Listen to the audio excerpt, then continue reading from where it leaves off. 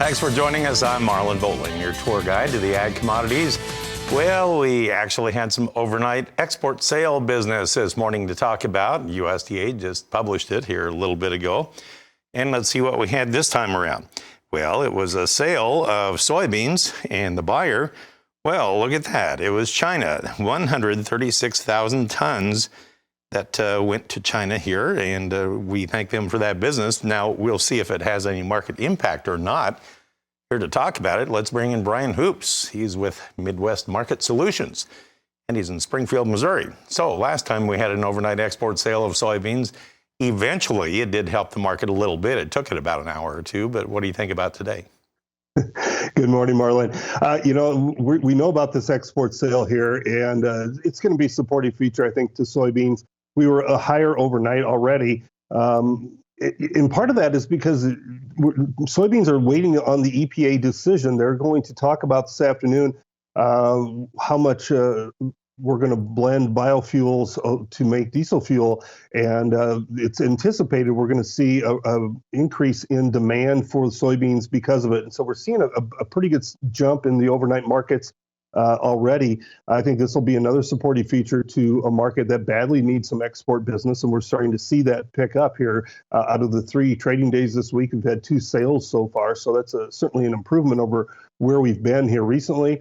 You look at soybeans on a technical perspective, we're clearing some near-term resistance, which is very friendly, very positive, and it opens a door for a test of the previous highs for January soybeans at 1512, I think, is the technical resistance.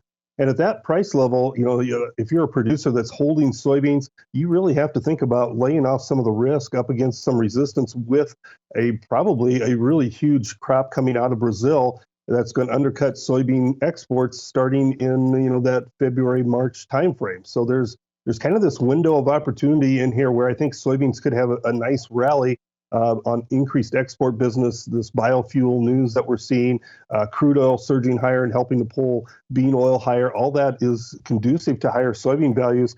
And as I said, you get up another, 45 cents, you really have to be looking at laying off some risk at that point in time. I had somebody pointing out yesterday that we were looking at options on January soybeans, and it obviously had a tilt toward the call side.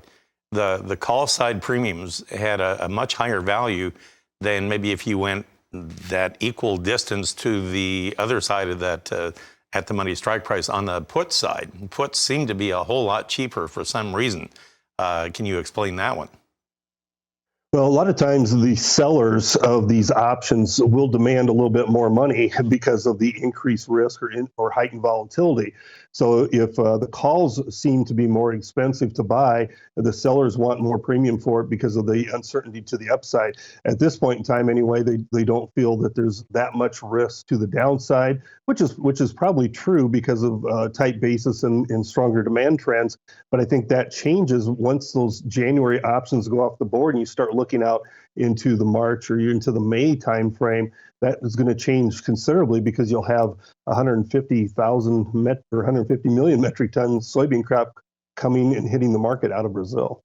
Let's look at the overnight trade then on the corn market with our quotes provided by Bar Chart.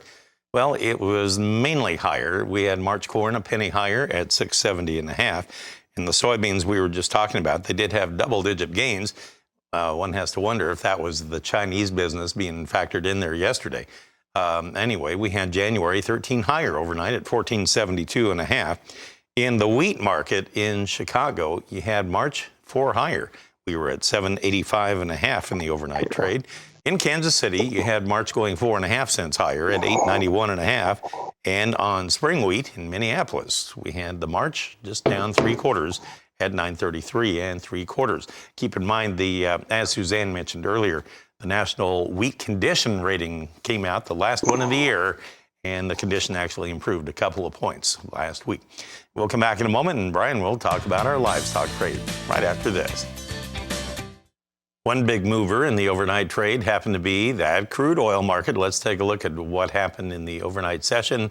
Well, look at this. January futures, $2.69 higher at $80.89 per barrel.